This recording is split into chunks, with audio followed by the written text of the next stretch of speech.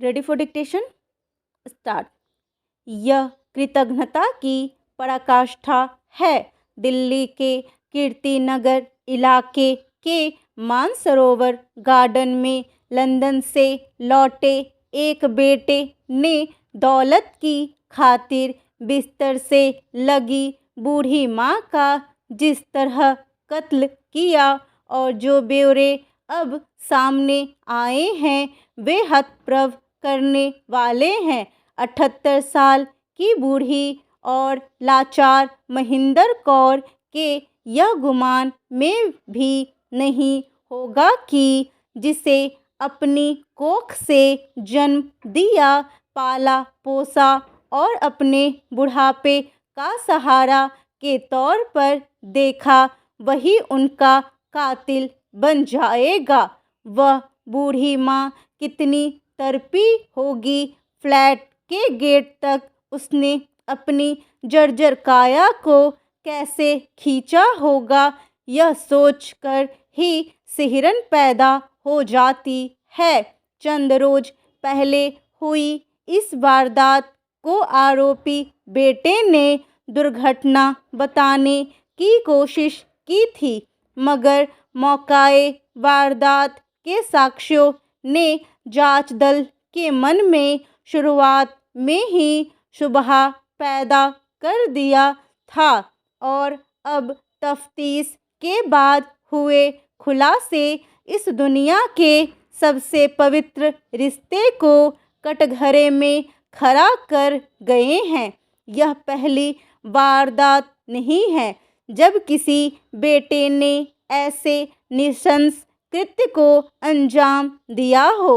नवंबर 2022 में दिल्ली के ही पालम इलाके में एक 25 साल के युवक ने अपने माता पिता, दादी और बहन की चाकू गोद कर हत्या कर दी थी, मगर इन दोनों अपराधों के बीच जीवन स्तर, परवरिश, आर्थिक हैसियत और उम्र का एक बड़ा फासला है।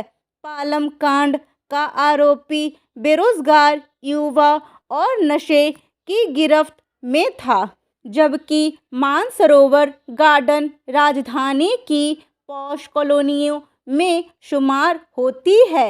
आरोपी शख्स की उम्र भी दोगुनी है और वह लंदन में अपने दूसरे भाई बहन के साथ रहता था।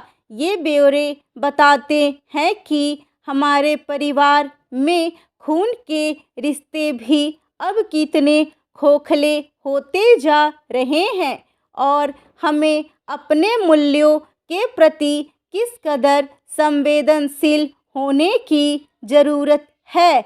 एनसीआरबी के आंकड़ों के मुताबिक साल 2021 में बिहार में सबसे ज़्यादा 815 लोगों की हत्या जमीन व मिल्कियत के लिए हुई, तो उत्तर प्रदेश में भी ऐसी हत्याओं का आंकड़ा सैकड़ों में था। जाहिर है ऐसी ज़्यादातर हत्याओं के आरोपी रक्त संबंधी ही होते हैं, इसलिए सरकारों और समाज शास्त्रियों को इस घातक प्रवृत्ति पर गहन विमर्श करने की ज़रूरत है। मानसरोवर गार्डन की घटना एक अन्य विडंबना को भी उजागर करती है। माता पिता अपने बच्चों के लिए ऊंचे ऊंचे ख्वाब संजोते हैं, उन्हें साकार करने के लिए वे अपनी ज़िंदगी में तमाम तरह के समझौते करते हैं, लेकिन जब बच्चे किसी अन्य मुल्क में चले जाते हैं तो उनमें सिर्फ भौगोलिक दूरियां ही नहीं आती, नज़रिए में भी फ़र्क आता है।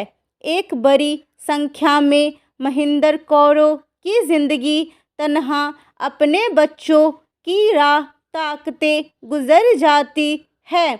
ऐसी अनगिनत गाथाएं इसी अखबार की सुर्खियां बन चुकी है, जिनमें परदेसी बच्चों के एकांकी माँ बाप अपने फ्लैट या मकान में कंकाल रूप में बरामद हुए।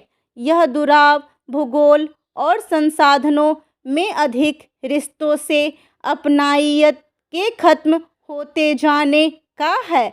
निसंदेह सभी बच्चे एक से नहीं होते और हमें अपने बच्चों के लिए बेहतर ख्वाब देखने ही चाहिए, मगर इसके साथ ही उनके भीतर मानवता हमेशा जिंदा रहे, इसका उद्यम भी करते रहना चाहिए। सुदूर मुल्कों में गए अपनों से संवाद बनाए रखें, उन्हें उनकी जिम्मेदारियों का एहसास भी कराते रहें ताकि वे हमारे पारिवारिक मूल्यों से गाफिल न होने पाए। श्रवण कुमारों के इस देश में कुपुत्र व मातृहंता हमेशा से रहे हैं, मगर ये अपवाद ही रहे। यही प्रयास होना चाहिए।